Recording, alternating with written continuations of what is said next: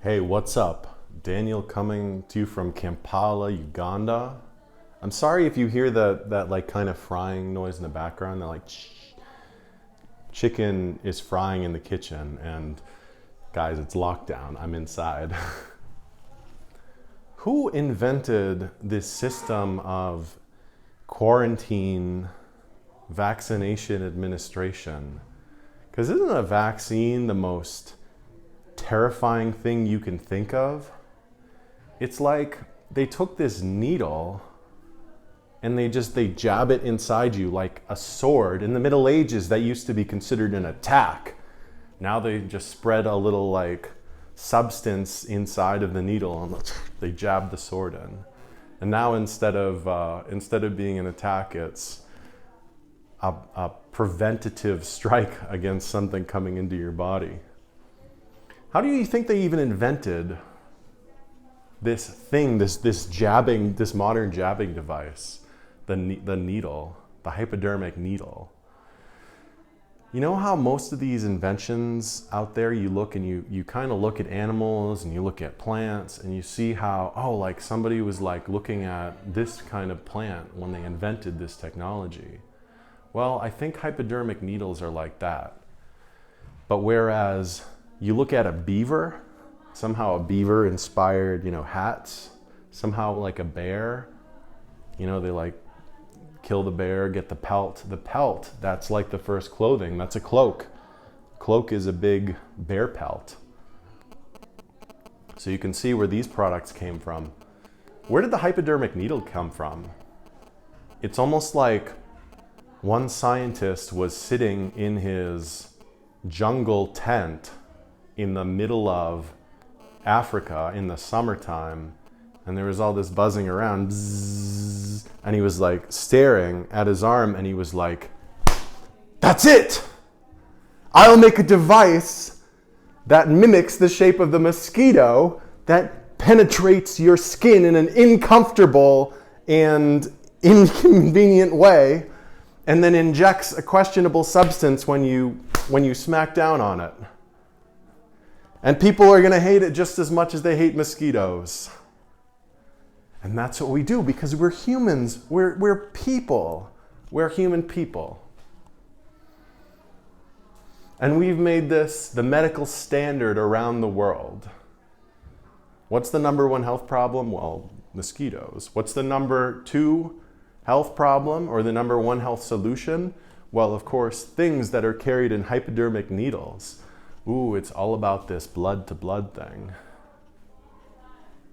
Well, really, I think that we should get some technology that's based on really happy animals. Like, why don't we have some kind of dolphin medicine? They're always out there. They're smiling. They're having fun all the time. Why do we gotta go with mosquitoes? Mosquitoes, these freaking hardcore vampiric killers. They're vampires. They're little flying vampires. The fangs coming out.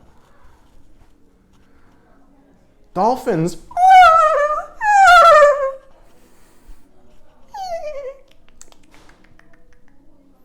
Or at least puppies. Come on. Puppies, whales. Guys. Monkeys. We need some more monkey technology. Especially during this coronavirus. Hey, I expect some of you guys, y'all out there, you be inventing this now. You're never gonna have a better time to focus on that crazy, inventor career. And it kind of always seems crazy to be an inventor somehow, doesn't it? It's like, why would you work so hard and so long for like 10 years with everyone telling you you're crazy or just ignoring your communications just to not even know if it's going to be a success? You put the thing out there and a lot of these inventions are going to break even. A lot of them are going to fall under and you're going to actually lose money on this invention. And then, of course, some of those inventions, you put them out there and they're real moneymakers in the field. They really have a strong impact. in the way that the society is functioning. So that can be really amazing, and I think that's why most of the people who are inventors, they're really passionate about it. And that's something that's pretty cool, you know. There's not as many people drawn by the promise of fortune as, say, you know, an insurance salesman. You know, insurance salesmanship is like, they may as well just put the dollar signs on the advertisement. You know, insurance salesman, dollar sign, smiley face. But you know where there's something that seems to have the opposite effect somehow? Teaching. A place where the job is actually difficult, especially because, in my impression, it's because they have so many students. You know how emotionally taxing it can be to have a connection with hundreds of students each year that you essentially never see again after that year? I mean, there's a lot to be said about the way that we teach our kids and the way that teachers are interacting with the kids. There's this meme of the 3-year burnout rate in the US. So the teachers, they go for 2 years, going strong, still passionate to be teachers, and then they reach their second and a half or third year, and they realize, wow, this is just work and work and work. So, but on the other hand, they're kind of doing the most important job in maybe the whole world, is being a teacher, is raising the young people to grow up and be less of a jerk than we are. Hey, you can put it a different way, but that's really what's happening. We want to raise our kids to be just a little bit less of an asshole overall. Now, there's like always that kind of wave function happening in evolution, but guys, what more can we want in education? What, you think we're gonna somehow engineer the perfect bio-cyborg? We're already on this incredible trajectory that most of us don't even see. And yet we're somehow doing it anyways. It's like, wow, you know what? We're a lot more powerful than we think we are. Like this virus thing, right? Why are we so worried about this virus?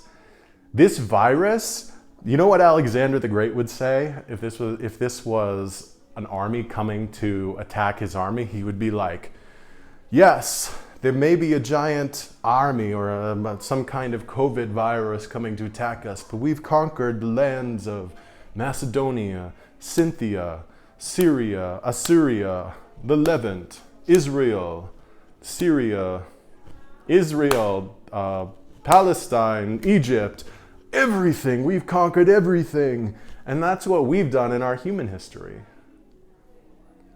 There have been like 10,000 massacring illnesses throughout history. And we are the ones that somehow survived. Luck or skill? You decide. Enjoy your lockdown.